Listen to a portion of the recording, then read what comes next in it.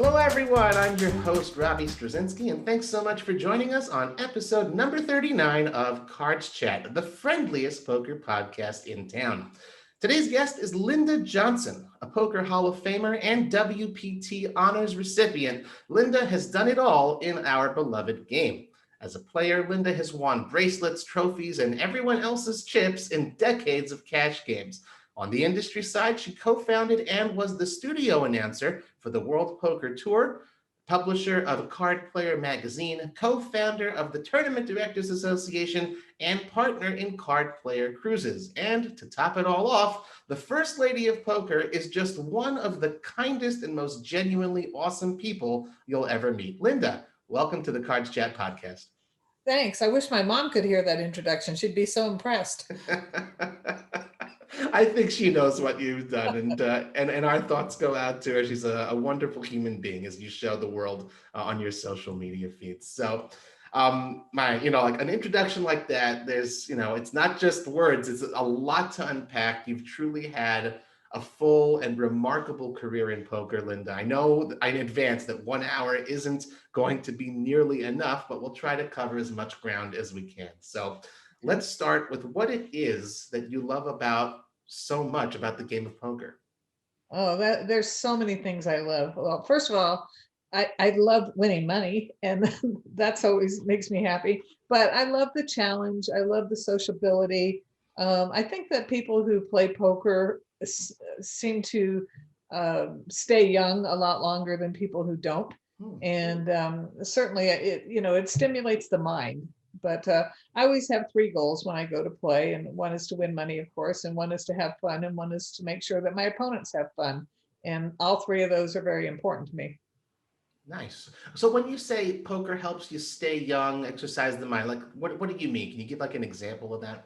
Well, I mean, you have to think when you're playing poker. You use your brain a lot, and using your brain keeps you thinking and keeps you stimulated, and therefore it keeps you young, in my opinion. Sure. Well, I like that. And if you have seniors events of folks, 70, 80, 90 years old who are still playing the game at a pretty decent level. So I get that for Right. sure. I mean, I've given instruction at senior centers before. Um, I just think that playing poker or playing any kind of games is good for you. I like it. Very cool. Well, who doesn't love playing a game? And you say any kind of game. You play all the games, both in cash games, in tournaments. Do you have a preferred game or mix of games and variants to play? And we'll start with that one. Do you have a preferred variant? Well, my favorite game is Omaha, 8 or better. And I like to play Limit Omaha, 8 or better. But as you said, I play all the games. I like all the games. I'm kind of a dinosaur. And so all these new things that start with a B, Badoogie, Badesi, all those things are not in my top 5 list of things. I love all the horse games, Hold'em, Omaha, Raz, Stud 8. I like Triple Draw. I do like Badoogie, actually, so I shouldn't have used that as an example.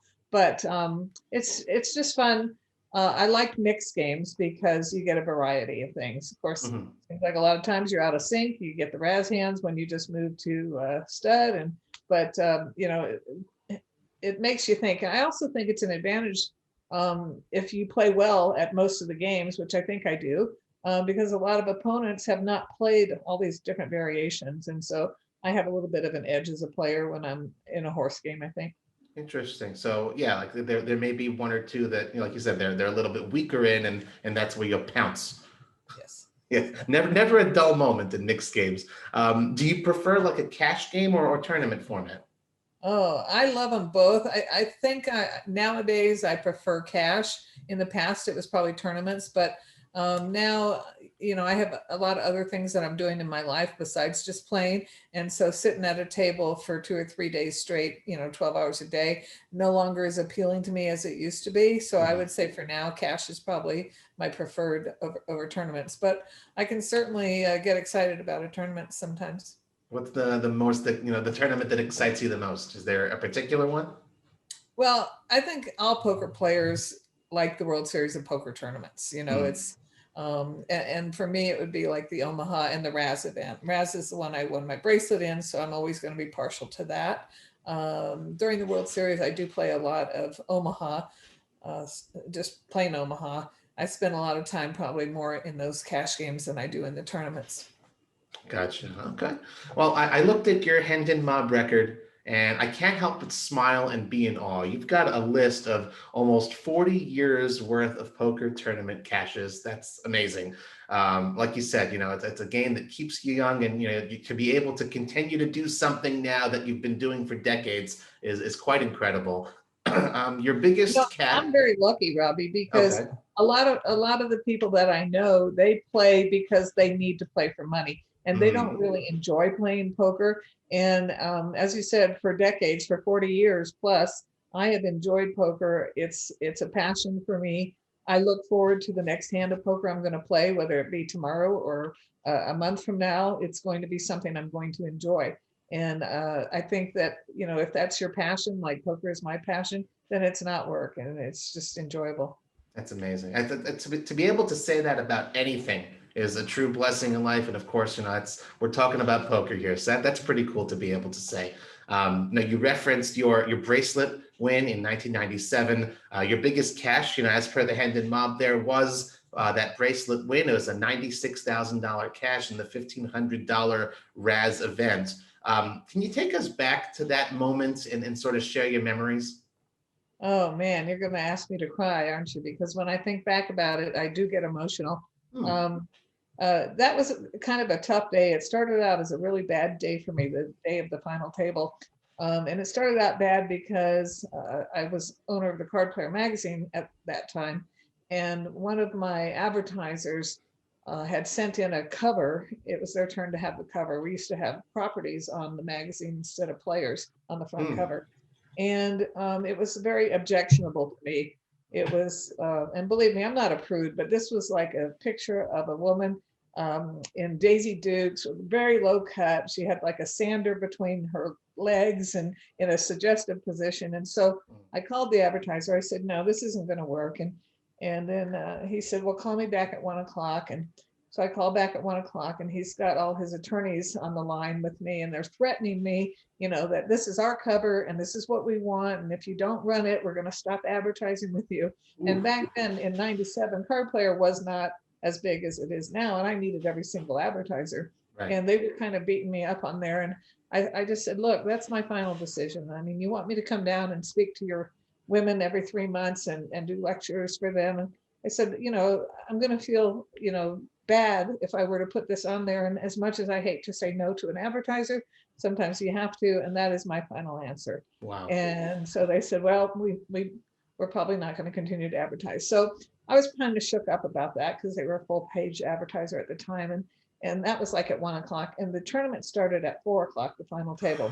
So I thought, well, I need to distress and I need to go down there and kind of breathe and, get this off of my mind and move on to the poker.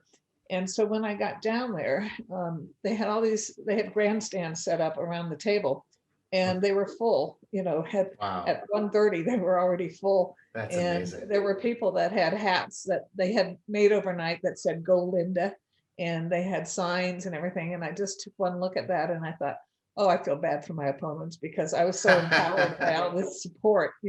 And this is And not the main event. This is a $1,500 Raz event. That's in amazing. 97, normally there wouldn't be 10 people in the audience, but I think they were excited because there was a woman, at the final table. And back in 97, that just didn't happen very often. And I did go on to win it. And then there's an interesting story about the headlines. Do you have time for stories or? Of course. Okay, so the headlines the next day read, "Second woman in history wins bracelet at the World Series of Poker."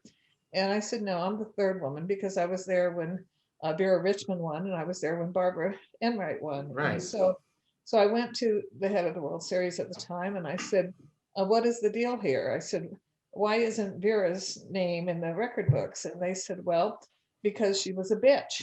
And now, don't laugh, Robbie. She was. This woman Oh, was shame. was very difficult. She had a mouth like a trucker, and worse than that, worse than a sailor.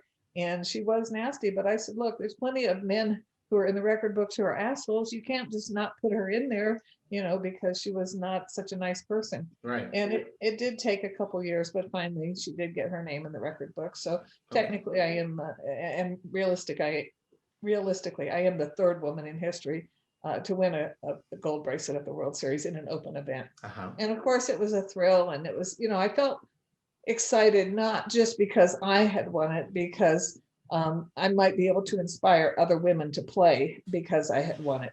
And of course, the money's always good. I set up a scholarship fund for UNLV students, and that was Back then nice. already, after the bracelet win? Yes, with Wow. the prize money. Beautiful. They had a choice of programs. I picked one of students dealing with adversity in their life, and Amazing. like I had one that his father was in prison and his mom had left him. I had one that their adversity was having 12 children to a single mom, and so we had all these kids over for a luncheon, and it was very exciting. Also, I didn't know back then.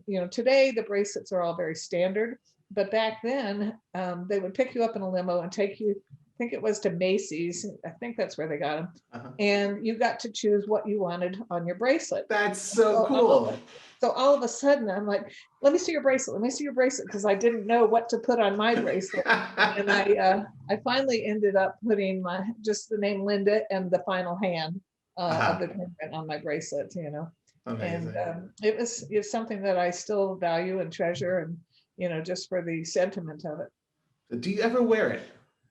I do wear it, actually, not real often, but I'll go in spurts where I'll wear it every day for a few months, and then I don't wear it for a couple months. But Uh-huh. I'm proud of it.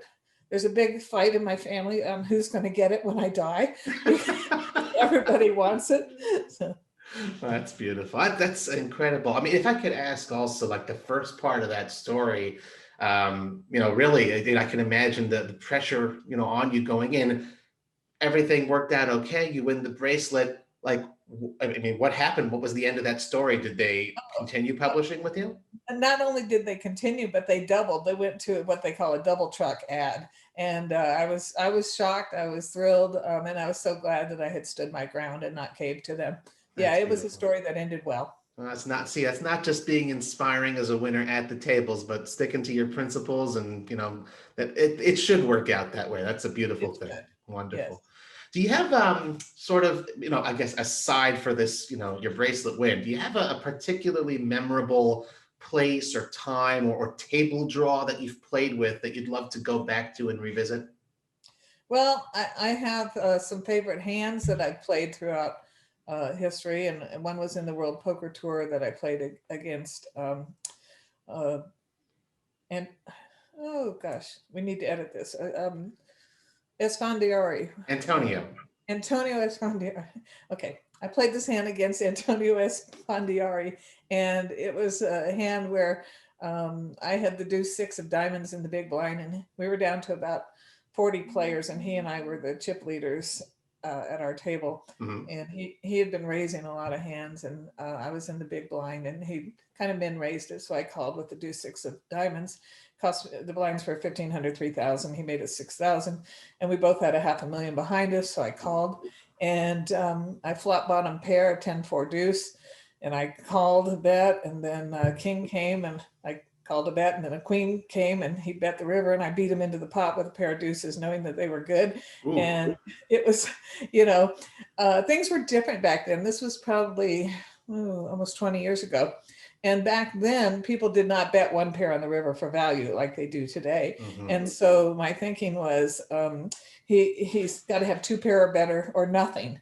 And so I snap called, and because it's hard to make two pair, let's face it. Sure. And sure enough, he had the 3-5 of hearts. Well, he had flopped a monster. If I had seen his hand, I would have just given it up because he had like 20 wins. But I was lucky, and that my instincts were good. And there were all these young kids at the table, and it got really quiet for about 10 seconds. Nobody said anything. And then all of a sudden, one kid just went, wow, and that was the favorite hand that I ever played. I think my favorite tournament win probably was the California State Ladies Poker Championship. And I just enjoyed that one a lot because playing heads up, I was playing against a very aggressive woman. I like to see aggressive women at the table. And so you know, when I called on the button with two aces, she moved in because she was so aggressive. And of course, Uh-huh. the aces held up, and I won the championship with that hand. So there's memorable hands in Uh-huh. tournaments, and that was a long time ago as well. Interesting. With the Antonio hand, the way you described it, it seemed like more you were understanding of the situation and circumstances. Did any sort of tell or physical read have anything to do with the way you played that hand? Not a tell or physical read. It was just the fact that, back then people didn't bet three streets with one pair. Today, that, if he had ace king, he would bet it for value on the river. But back then, it was kind of like, just bet two streets if you have top pair, a good kicker, and then check on the river. And so I decided when I called the turn, even though there were four overcards to my pair, I just thought I'm calling. And so I snap called, and that's my favorite hand ever. So here's an interesting one then, and I'm sure it's something that would possibly resonate with quite a lot of people, our listeners, people watching as well. World Poker Tour, you're on TV, and that like it's that much more, shown, like your hands are live. Is there any sort of concern of, like you said, he's either got two pair or nothing? Like if he's got the two pair, are you concerned about looking dumb in front of all these, Of people who are course, watching? of course I was, and I mean, if you look dumb, you look dumb, but think how smart you're going to look when you're right. And Right. anytime you're playing on TV, you're always worried about, am I going to make the right call, and how am I going to look? When I played, here's a funny one. When I got heads up on a World Poker Tour event with Christy Gazes, we got heads up, and all of a sudden I had a hot flash. I was about 50 at the time, and and it was funny because during the heads up interview that they had with Courtney Friel, she was the hostess at the time, and she says, "Well, Linda, all of a sudden you've broken into a sweat. Are you nervous?" And I said, "No, Courtney, you'll get old someday too. it just happens." And so luckily we only played about four hands of heads up, because when you get a hot flash, you cannot help it. You're just, there's nothing you can do. Sure. And so they did a good job. If you ever watch that final table heads up, you'll see I finally, in the last four hands of heads up, I have a towel on my lap. But, luckily she got kings against jacks, and, all the money went in, and she won it. I just wanted it to be over at that point. I was so miserable and so embarrassed that, here I am just drenched. And Sure. Well, that's certainly, some things are beyond your control at the table, of course. Yeah, and something that you guys will never understand. No, I can never claim to understand or want to. Specifically, have to be in that type of situation. Never have a hot flash when your head's up. So. Well, before you moved out to Las Vegas to play poker for a living, you used to work for the U.S. Postal Service. Are there any lessons or skills that you picked up while working the real job that have helped you or given you sort of life wisdom during your career in poker? Well, I rose up the ranks real quick in the post office. I started out on the letter sorting machine, then I became the logistics coordinator, and I became a supervisor. And I was actually first up to be postmaster in my region when I got the poker bug, let's call it, and decided to leave. And so, during that, it all happened within 7 years of my career. And I think, that the life lessons that working for a living and punching a clock teach you are a work ethic. And to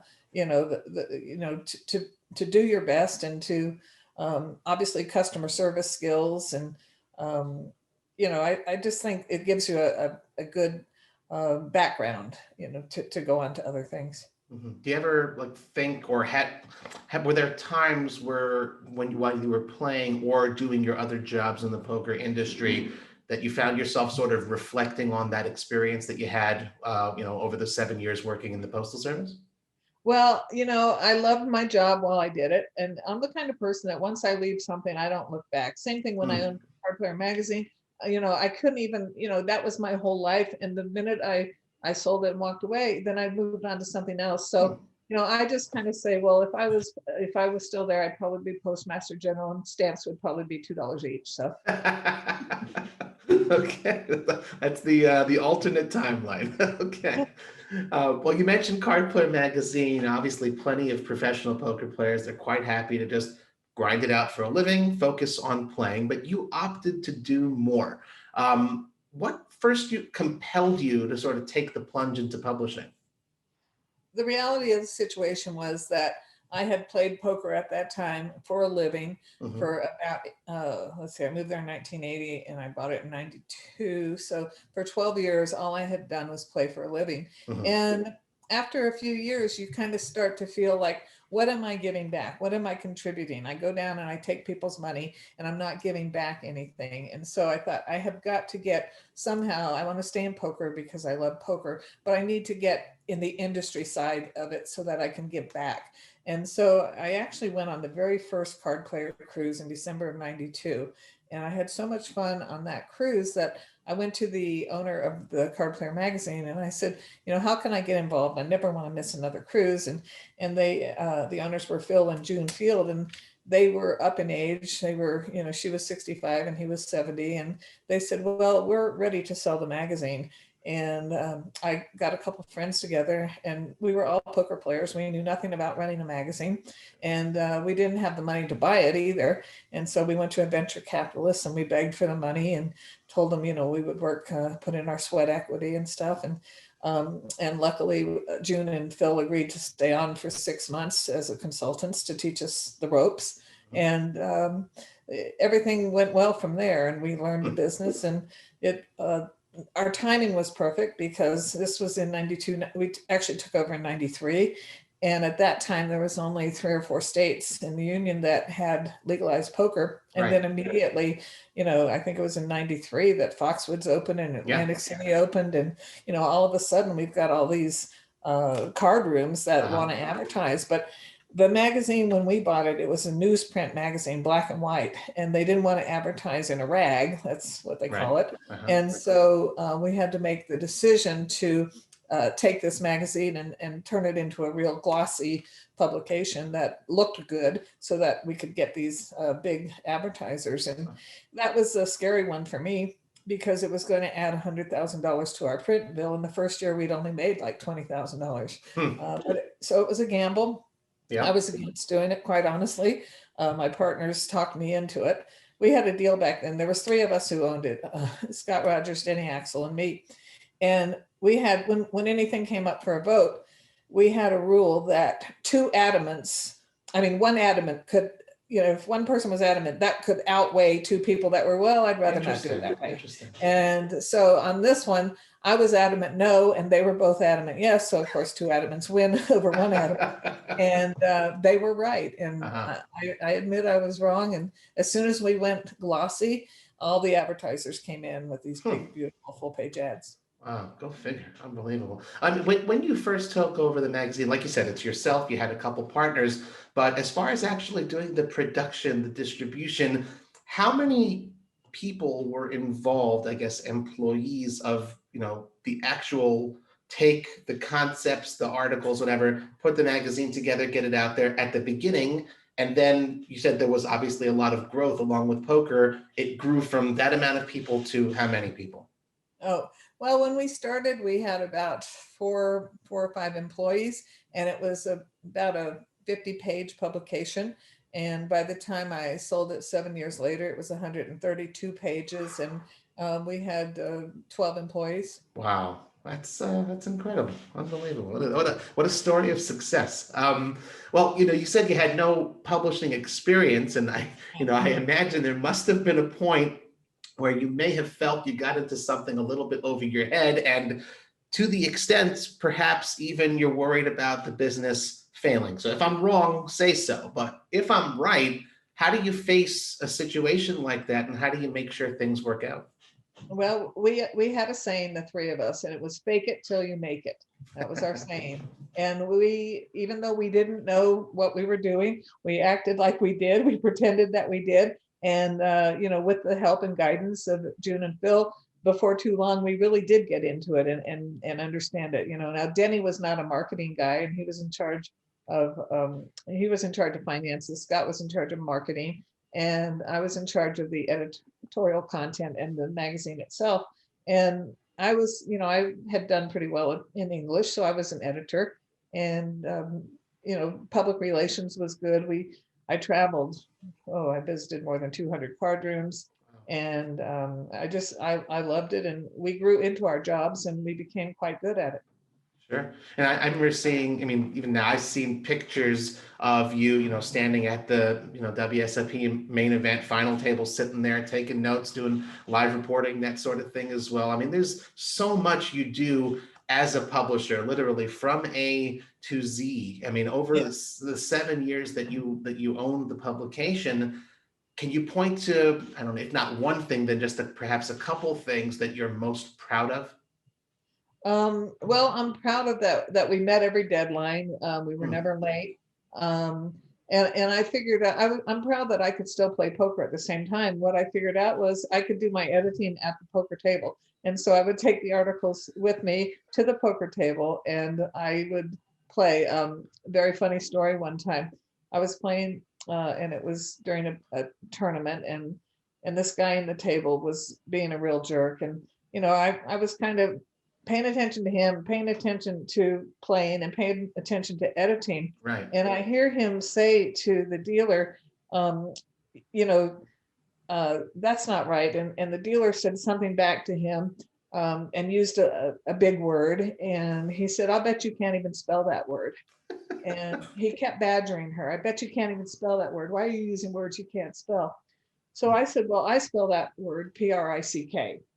And now, of course, your readers are going to hate me, but now he's going to turn his attention to me, and he says, well, you're not allowed to read at the table, and that was the rule in the card room. Okay. And Oh, really? Okay. I Interesting. said, well, then I guess you should call the floor, because I already had an agreement made with the card room that, I could edit while I played. And Okay. so, of course, he called the floor, and the floor told him to quit being an ass and that I was allowed to do it. Well, and like you said, also in kind of a roundabout way, but I'm sure this was also part of your intention. It's you took his vitriol away from the dealer. I know you've always been very against dealer abuse, and almost like you took it upon yourself, like this distracting, the target, that sort of a thing.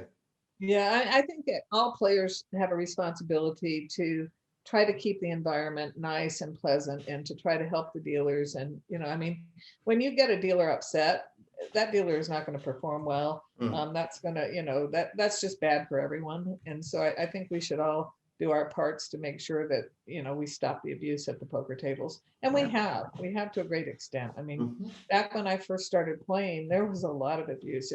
It was not at all like it is today. And, I always say that I wouldn't have wanted my mom to go into the card room with me. I'd have been too embarrassed. But, things have changed, and, abuse has lessened in many places. Is non-existent in other places. It does exist. And I always blame the card room manager if it exists, because like on our card player cruises, we have no abuse. And Right. the reason we do is because we put it out there that if you can't behave, you're not going to be able to play here. On all our flyers that we send out prior to the cruise, there's in a big box there, it says, because we want you to have fun, we will not tolerate any abuse in the card room. And I say that at the opening party, and therefore we have no abuse. So anytime there's abuse in your card room, you need to look in the mirror, and that's why you have it. Yeah, right. You're reminding me of something that one of my old sports coaches used to tell me. It was one of his favorite phrases. Be a mensch or you sit on the bench. Basically, Yeah, it's it. I like that. Well, that's the reason I remember it. So I'm not 100% sure on the exact timeline here. So maybe you can sort of correct me if I'm a little off. But you sold the magazine in order to get involved and devote yourself fully to the World Poker Tour. Is that sort of how it worked out timeline wise? Well, I didn't sell it in order to do that, but that was the result of me selling it, was that a new opportunity came up that I would not have been able to do had I still been the owner of Card Player magazine. And the way it happened, Mike Sexton and I were in the rainforest in Costa Rica, and Steve Lipscomb, who founded the World Poker Tour, flew down, and he told us about this idea that he had.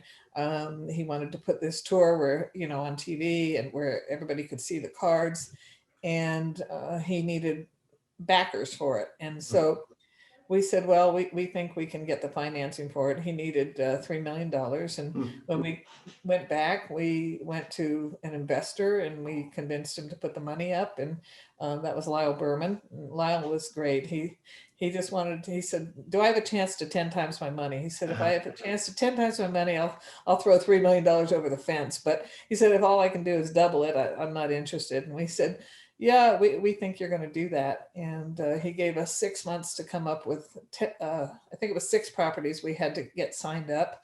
And we did that in like 6 days. And that's how the Wow. World Poker Tour started. And that's how Mike got his job as commentator. And I got Right. my job as studio announcer. Right. And so you were back, I guess, to just playing poker at Yeah, that time.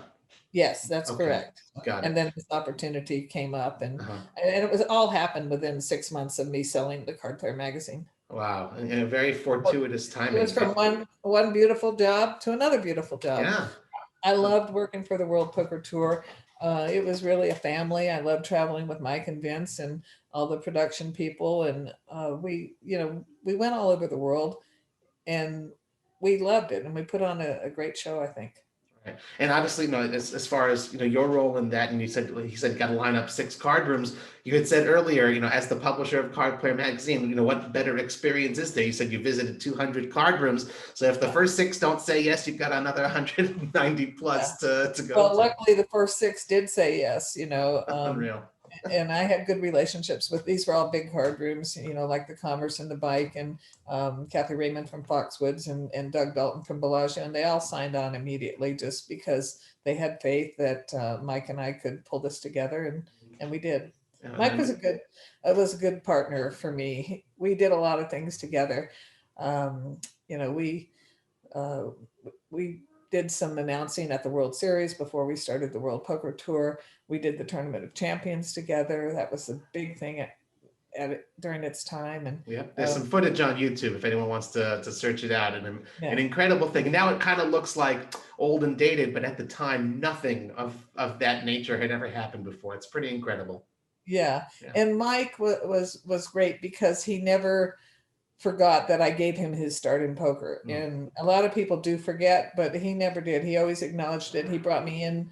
And when I say we did the Tournament of Champions, believe me, Mike did most of the work and I just helped with some commentating.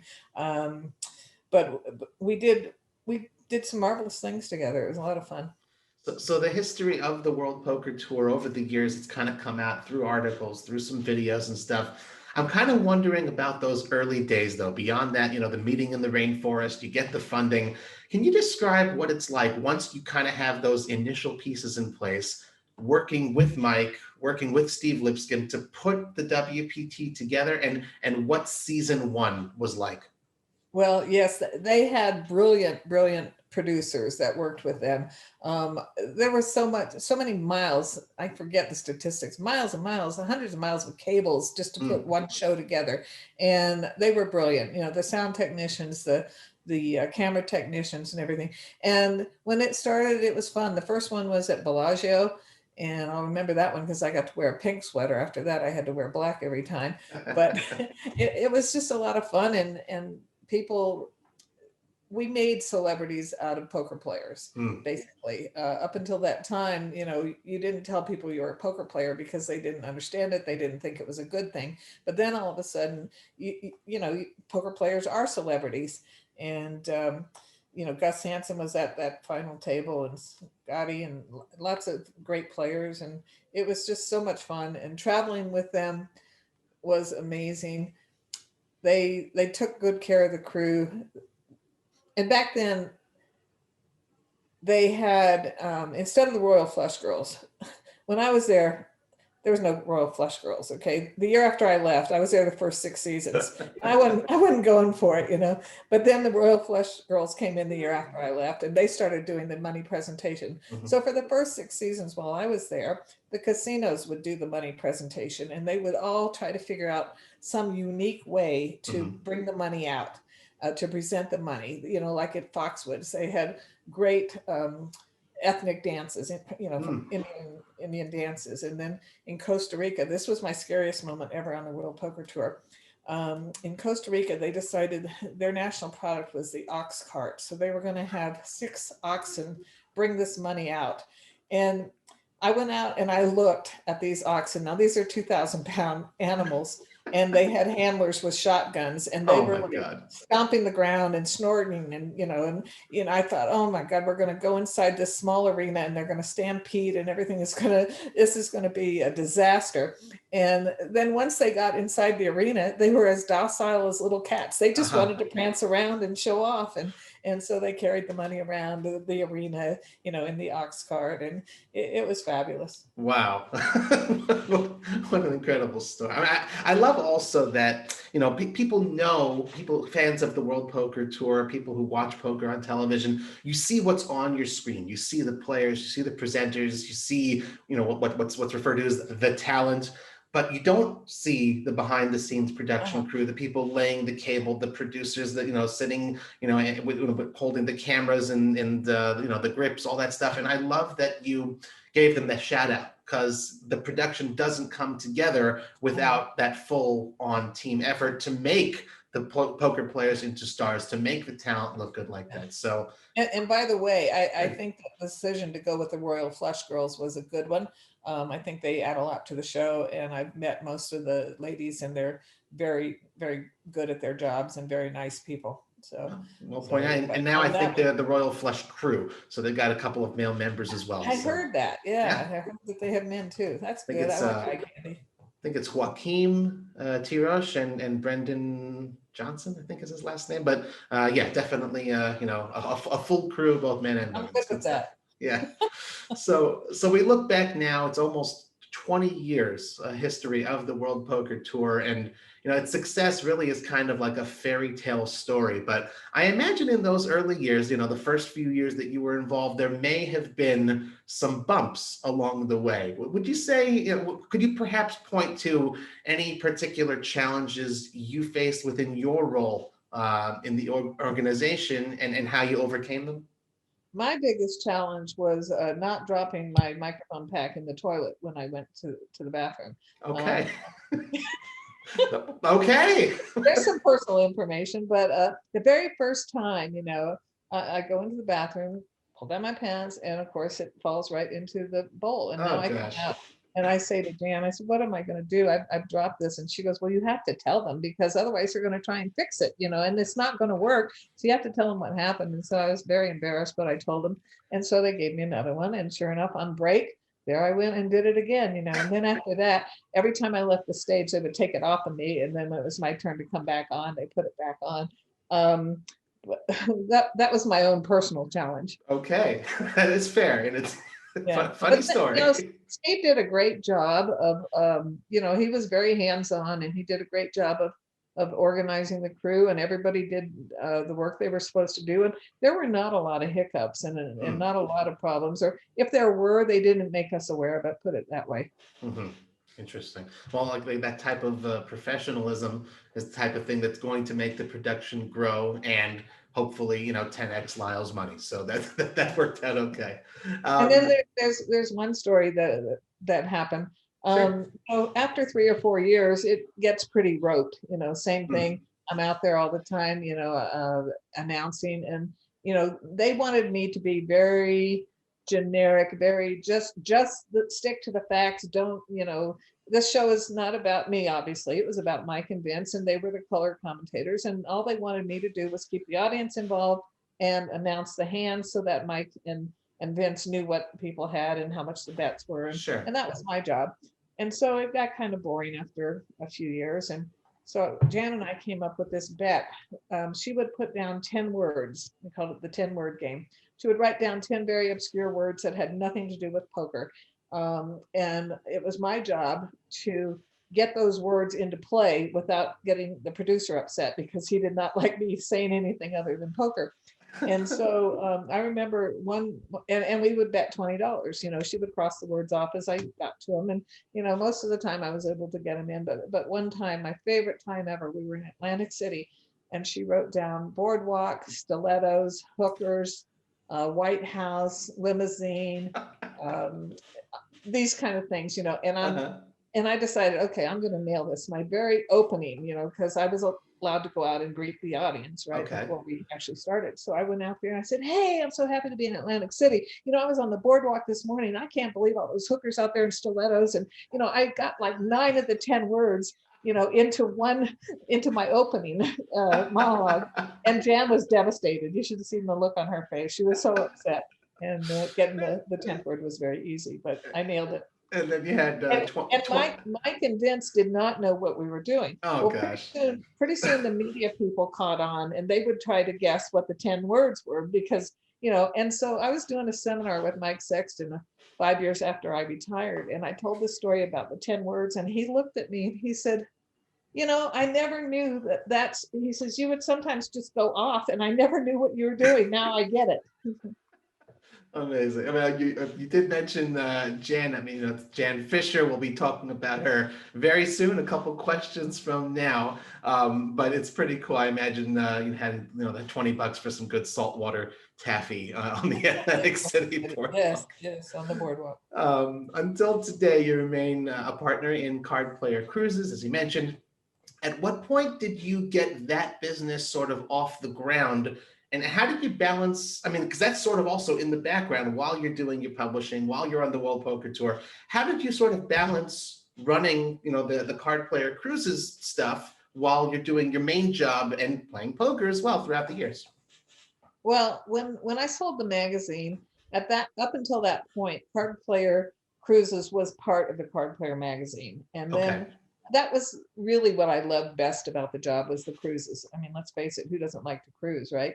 And so when I sold the magazine, I said, I want to keep the cruise business. And so I just sold the magazine and we separated Card Player Cruises, which is why it still has the same name, even though it's owned by different people. We're not the same entity. And so, I was doing the World Poker Tour and I had a staff to run the office of Card Player Cruises. And I think, they say busy people get things done, and I was very busy and I got things done. So it grew to be a very, very good business. Right now, of course, for the last year and a half, we haven't been able to cruise because of the pandemic. But I did something really smart. Jan and I did something really smart a few years ago, and that was we hooked up with Mark and Tina Napolitano, and we got them as business partners, and they now have the majority interest in the business and they run it really well. I mean, Jan and I kind of ran it as a hobby. If we made a little money, it was okay, but we had a lot of fun and, we didn't really have to make that much money in order to keep it going. And so Mark and Tina came in and they're very good business people. And we had every year after they came in, it was getting bigger and bigger and bigger. And then in 2019, we had our best year ever. And I credit them for that. That was your 25th anniversary year, right? Yes. And then all of a sudden, right now we're waiting for cruising to start again, and it will. And we're taking lots of bookings now for as soon as we can go back. Excellent. I'm not going to lie, it's on my list of something I hope to get to do someday. You would have more fun than you could stand. I mean, because you have fun just playing, just going to a casino and playing in a card room. And so imagine doing that while still getting to go to shows and go, to see exotic ports. And someday it's good to have things to look forward to. So hopefully we'll make that happen. We have a lot of tournaments on the cruises, and we have seminars, we have parties, and as I said, it's a no abuse card room. So you will never hear more laughter in a card room than you do on one of our cruises. And I imagine, the way you're not even trying to market or sell it, but that really is what it is. That's what I see in testimonials. And, I'm sure the wheels are spinning, for all the folks here listening and watching, like, yeah, maybe that sounds like a good idea. Once things clear up, the dust settles, let's get on a boat and do some cruising. You also authored a poker strategy book, as well as hundreds of articles over the years. Nowadays, it's very common for poker pros to teach and to share their strategies. There's training sites all over the place, but back in the day, it wasn't really so common. So what made you feel comfortable at that point in time already doing that and helping other poker players get better? Well, when I first started playing, there was only a couple of books out. It's not like today. I've got probably 1,000 books in my book collection today, but back then there was 3 or 4 titles. And so I taught myself how to play poker, and I always say everybody has a niche for something. I'm not artistic. There's a lot of, I can't sing. There's so many things I can't do. But poker for me it was just like right up my alley. And from the beginning, I loved it and I was successful at it. And so then, part of the giving back after years was wanting to help other players, especially females. We have done seminars all over the world. We've consulted in places like Singapore and England and fabulous places. And I've done seminars, and I just love to teach because as much as you can enjoy poker when you're winning, you enjoy it even more, right? Yeah, of And course. poker is a game that you can excel at. When we taught boot camp, WPT boot camp for many years. And, we always used to tell our students that, there are a lot of professional poker players. There's no professional craps players, no professional roulette players, because those are games that you can't win at. But Right. poker, you can win at. That's the good news. And the bad news is that in order to be a winner, you're going to have to really devote yourself to the game and to learning and to reading and to going to discussion groups and to talking poker. And poker needs to be your life if you want to be really, really good at it. Right. You can just be okay. You don't have to be a winning player. You can be a break-even player by just putting some time into it. But if you want to get real serious about it, you can win at poker because your decisions count in poker. And again, that's something you've known, believed, and acted upon already, decades ago, and have been teaching. Yes. And you continue to do so today. On the cruises, you continue to teach and give seminars once in a while, right? That's correct. Yeah. And a lot of them now are more about telling stories. It seems like people want to hear stories. They want to know the behind the scenes thing. I Mm. remember in the year 2000, it was actually 1999, but I got invited to speak at the 2000 Chicago Humanities Festival. Oh, wow. And so I said, oh, sure, I'd love to do it. So I get my speaker's packet and it says, your topic is Las Vegas in the year 2000. And I'm thinking, what the hell? So, you know, I go to the Chamber of Commerce and I get online and I'm trying to find out everything I can about Las Vegas because I just assumed it would be about poker, right? And I memorized everything. I have a very good memory. And I could have told you back then how many inches of rain we got, how many passengers came through McCarran Airport, how many years it would take if you wanted to sleep in every hotel room in Las Oh my Vegas. God. I could tell you everything about Las Vegas, and I studied and studied for weeks going into this. So I get to the Okay. Chicago Humanities Festivals, and they introduced me. Jim McManus was on our panel. You probably heard of him. Sure.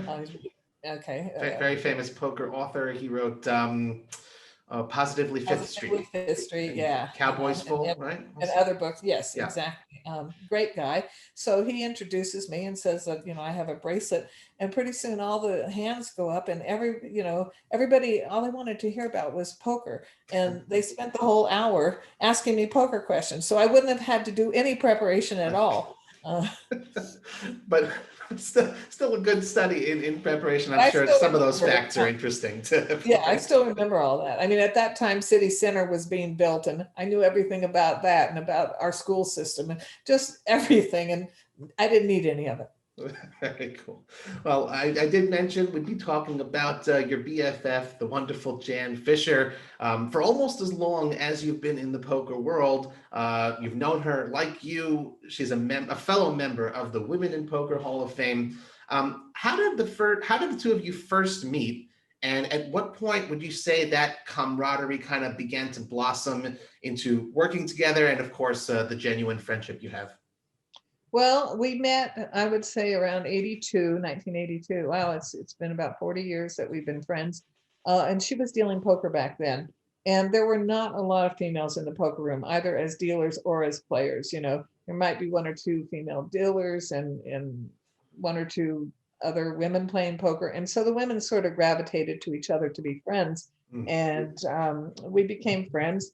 And then she went back to deal some games, charity games in Chicago. And then she called me up one day and, after I had bought the Card Player magazine, and she said, I want to come out and I'd like to, if you have any work for me. So I actually hired her to deal on one of our cruises, and we started hanging out, and she was very, very reliable, did a great job.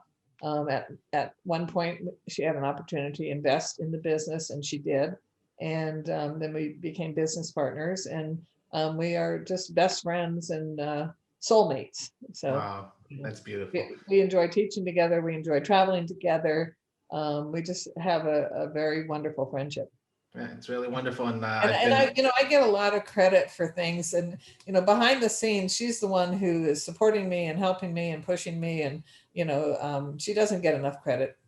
I've borne witness to seeing the two of you interact for a good few years now, and I can certainly attest to the beauty of that type of relationship. And folks, if you're listening, if you're watching, if you're interested in hearing from Jan Fisher as well, perhaps we'll have her on a future episode too. I'm sure she's got I know she's got some amazing stories to tell. There's a lot of stories. Plus, she's a great speaker. It was very tough for me in the beginning. I was so afraid of public speaking.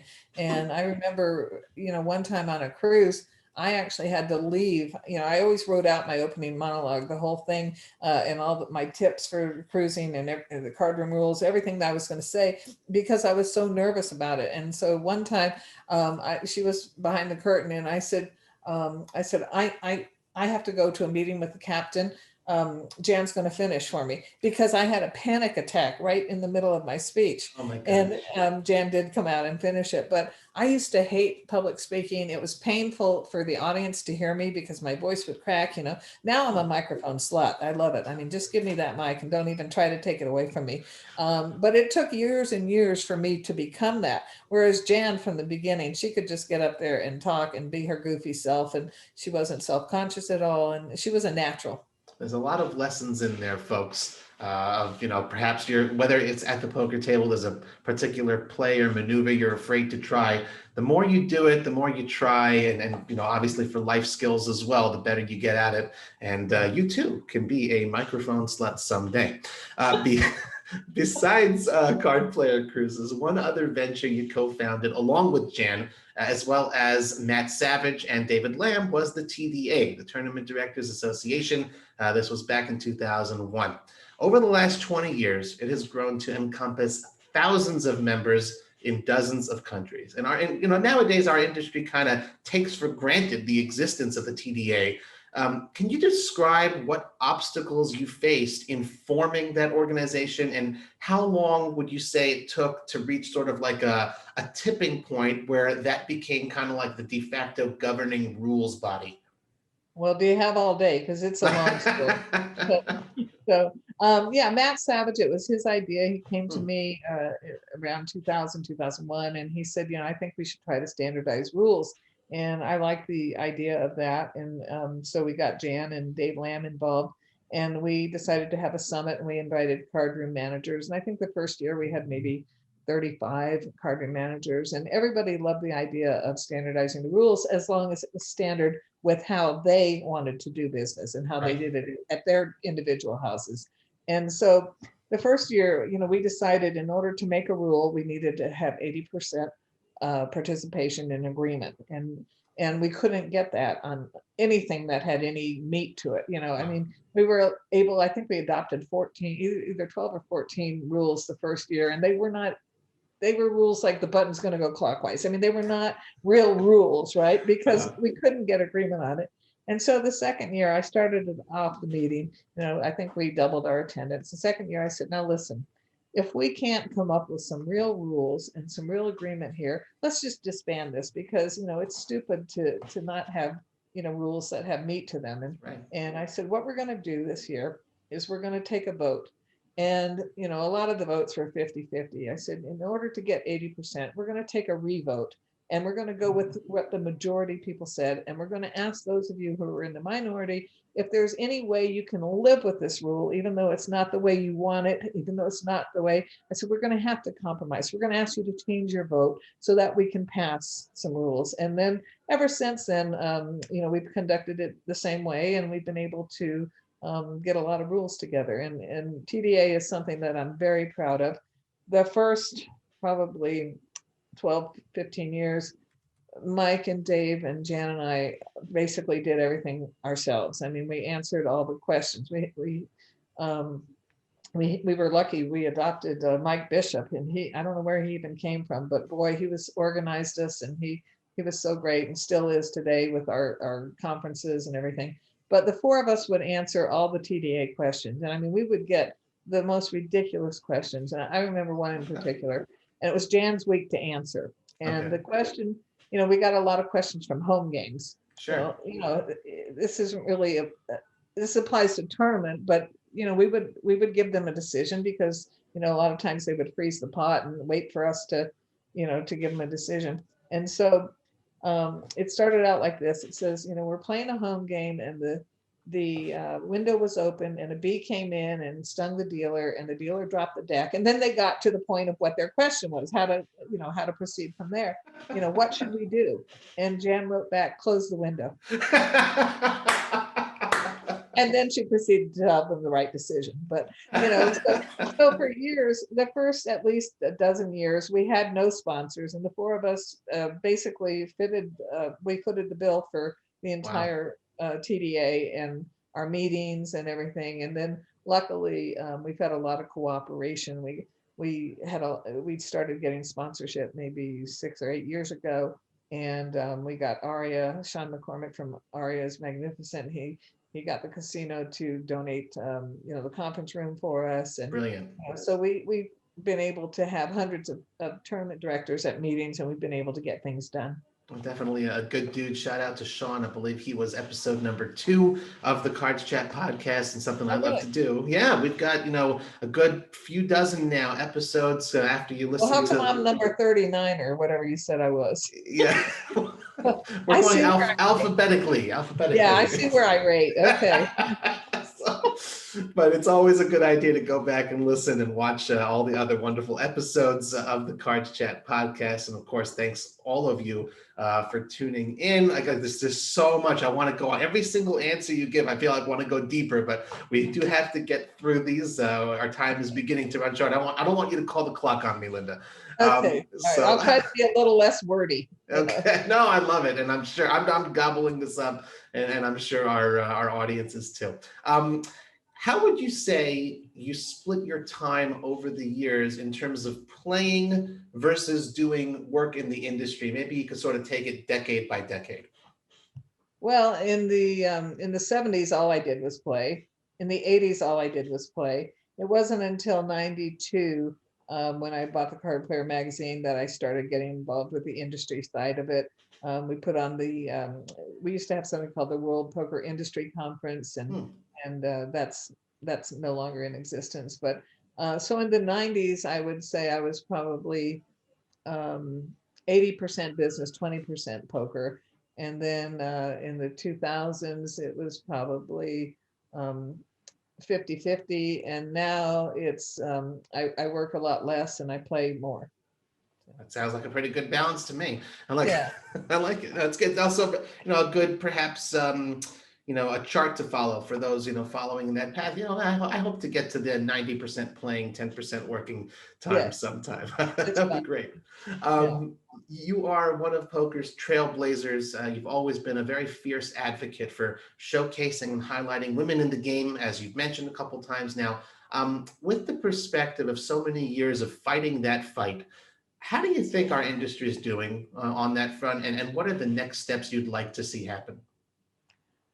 I think that there are a lot of very progressive managers out there who are also fighting the fight. I know we had a conference recently at the Bicycle Casino where we tried to figure out how we can get more women involved. We have people like Lupe Soto, who runs the LIPS organization, who has campaigned and made awareness of women's issues. And there's a lot of, we have the Women's Poker Association, the Poker League of Nations, all these different women's groups. And I think, they try to educate women. They try to educate card rooms as to how to handle women's issues. I've never had a lot of problems at the poker table, but, I think, a lot of young, very gorgeous, attractive women, they have to put up with abuse sometimes. And I think it's important to train poker room staff how to handle these things and how to be sensitive. to the fact that, um, that they're not just women, but there's people in the card room. Sure. Whenever somebody cusses, they might say the F word, and the dealer will say, sir, I have a lady at the table. And I say, you know what? You have people at the table.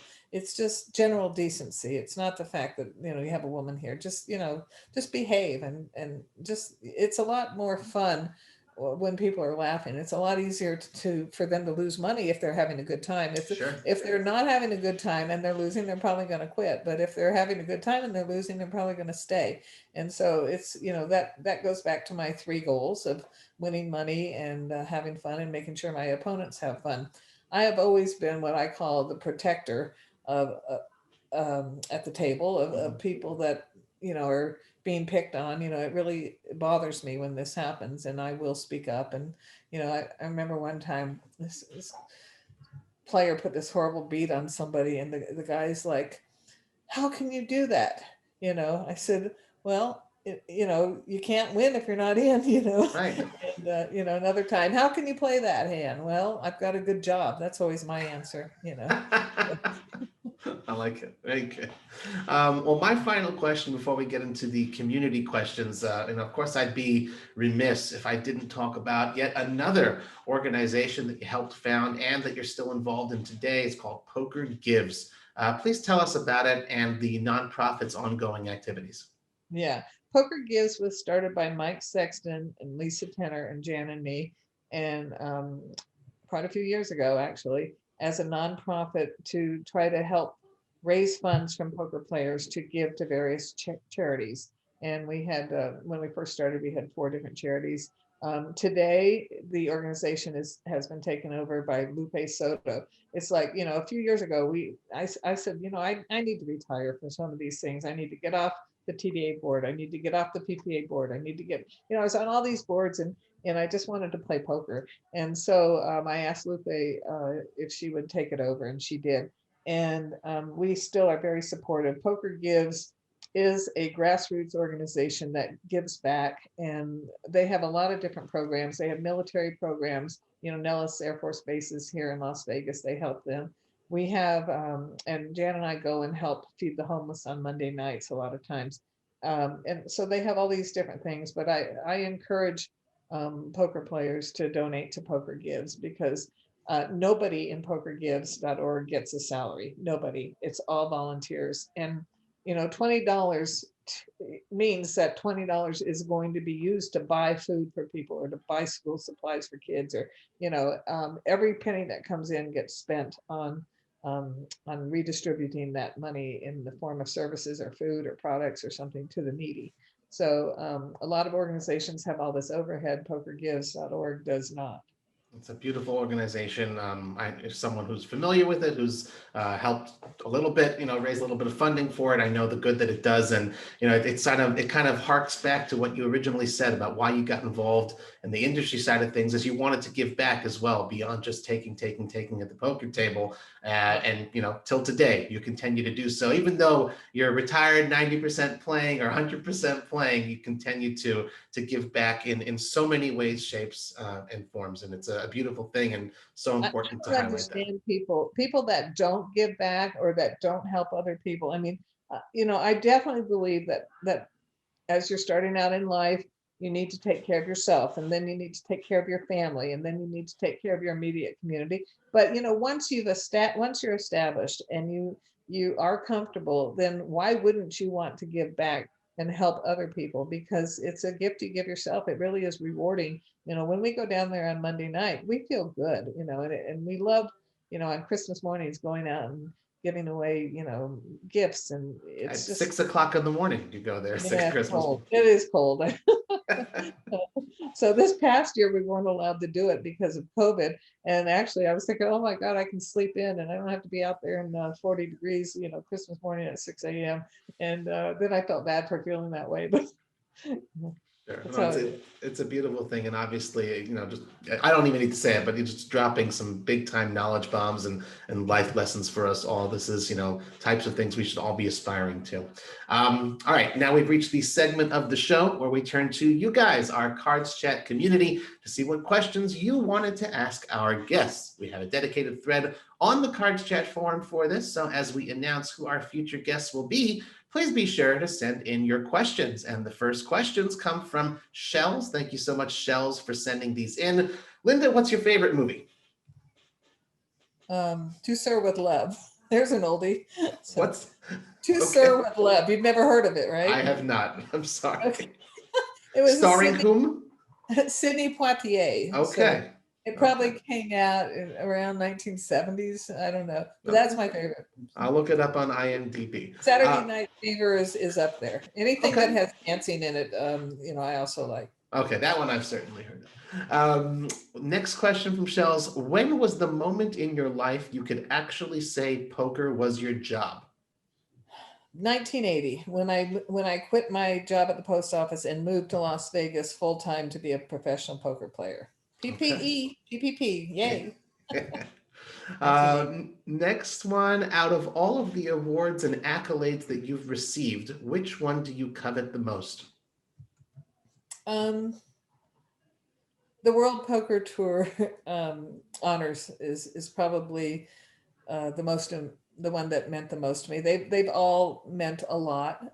Certainly winning my bracelet, was something I'll never forget. Being put into the Poker Hall of Fame is something I'll never forget. But I think being the first member inducted into the Honor Society of the World Poker Tour was very, very memorable. And it's funny because I remember Adam Pliska, who is the CEO, president of the World Poker Tour. He called me up and he said, Linda, we're starting this World Poker Tour Honors Invitational Society, and we're going to have this big banquet and everything. And I thought he was calling to invite me and that Mike Sexton would be the first inductee, right?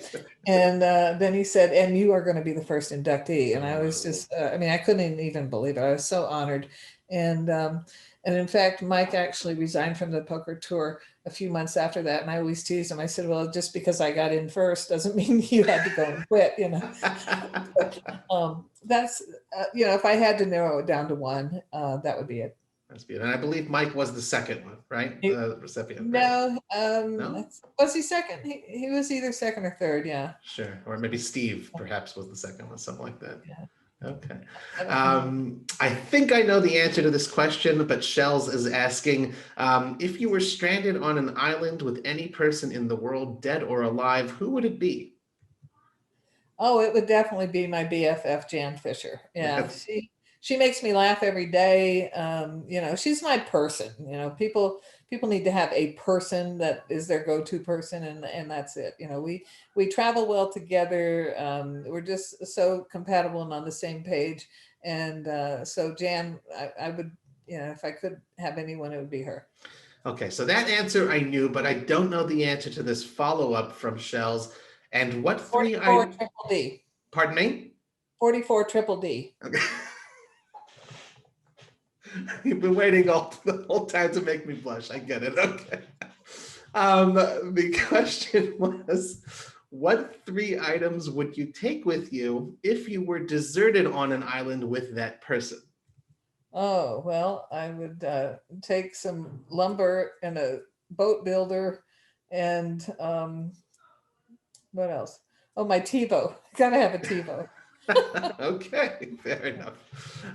Freddie DR87, thank you very much for submitting this question.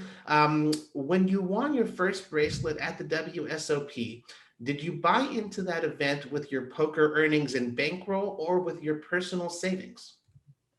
With my poker earnings. I was a professional poker player for many, many years, and I always had a bankroll that I kept separate from my living expenses. So I bought in with my poker bankroll. Okay, very cool. Have you ever been staked? That's just me. I'm asking. I'm curious. I have.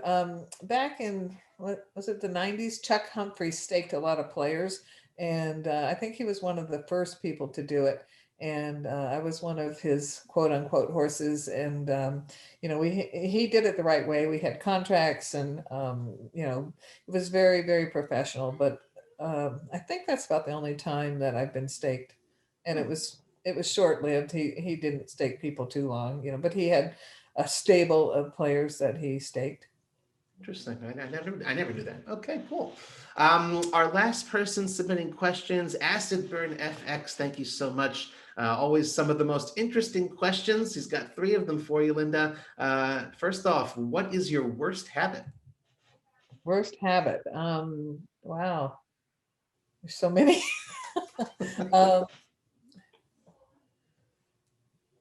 Staying up all night.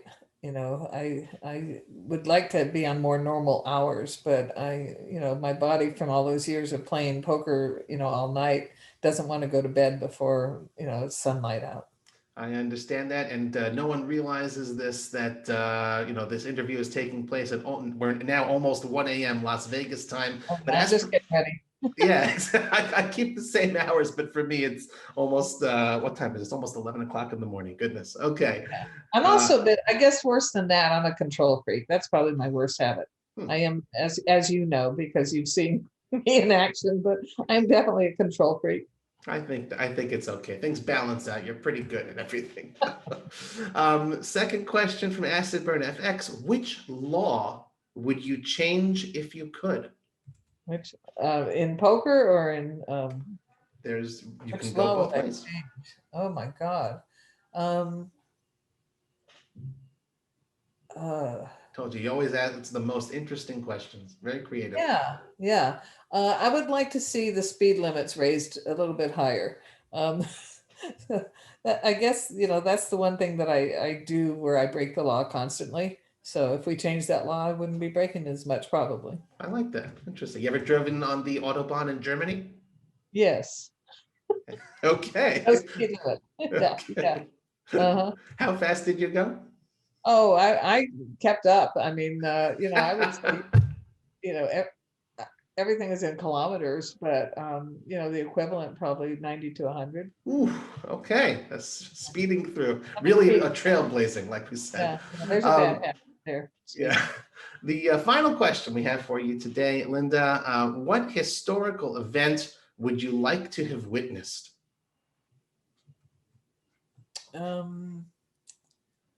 Wow. I would like to have witnessed Martin Luther King's speech at the in Washington, D.C., I think. I would have liked to have been part of that. Can I ask you to elaborate? I have been to many civil rights museums, and that is something that's important to me. And to be able to feel his passion that day and the excitement would have been amazing. Brilliant. Well, guys, I kind of warned you. We only had an hour, went a little bit over, but man, I feel like we could go for hours and hours more. You can delete the 44 triple D part. How about that? We'll see. Well, like I said, after, when you have a whole long, in-depth conversation, the real person definitely comes out, and you certainly have.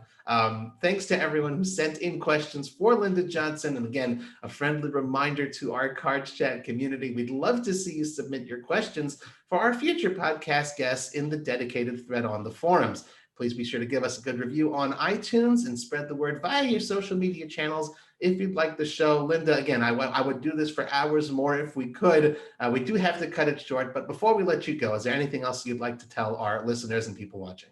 Yes, I would like to tell them what a wonderful, amazing man you are. I feel kind of like a mom to you, and I am so proud that we have become friends and that you are the person that you are. I think you do an amazing job of writing. You do an amazing job of being a poker ambassador. And I adore you, and I look forward to your readers or listeners don't know that you stay in my home when you're here in Las Vegas. And you have become like a son to me, and I am so proud of you. That's what I want to end with.